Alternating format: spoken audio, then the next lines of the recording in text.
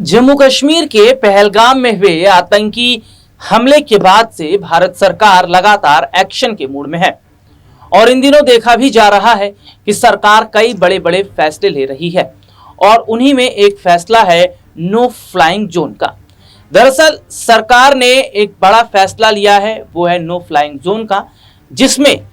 ये कहा जिससे ये साफ पता चलता है कि क्या वाकई अब भारत और पाकिस्तान के बीच युद्ध की जो तारीख है या युद्ध का जो समय है वो नजदीक आ गया है। नो फ्लाइंग जोन क्या होता है ये भी आप समझ लीजिए। नो फ्लाइंग जोन का मतलब ये होता है कि जो आपके पड़ोसी मुल्क है, यानी कि जो नो फ्लाइंग जोन लगाया जाता है उसका मतलब है कि आपकी सीमा के पास में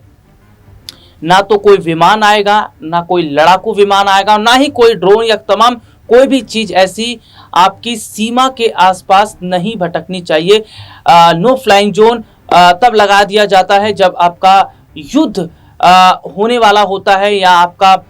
पड़ोसी मुल्क के साथ कोई बड़ा कहा जाए तो मामला खराब बहुत ज़्यादा हो जाता है, जैसे भी भारत और पाकिस्तान के बीच हो गया। तो ऐसे में नो फ्लाइंग जोन की जो स्थिति है वो ये है। और अगर नो फ्लाइंग जोन की जो रूल्स होते हैं अगर आपने उसे तोड़े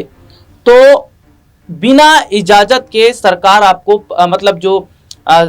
वायु सेना है और जो जितने भी अगर मैं बात करूं जो बड़े सेना के अधिकारी हैं वो बड़ा कदम उठा सकते हैं। देखिए नो फ्लाइंग जोन का मतलब है कि कोई ड्रोन या कोई कुछ भी लड़ाकू विमान, हेलीकॉप्टर, कुछ भी ऐसी चीज आसमान में नहीं उड़ेगी और अगर उड़ती है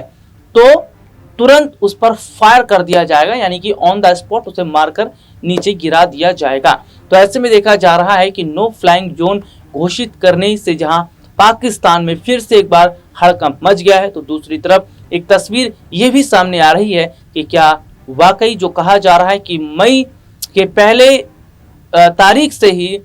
भारत बड़ा कदम करना शुरू कर देगा, उठाना शुरू कर देगा, और क्या वाकई पाकिस्तान को नक्शे से मिटाने की जो तैयारी भारत कर रहा है, क्या इसके लिए पाकिस्तान तैयार है।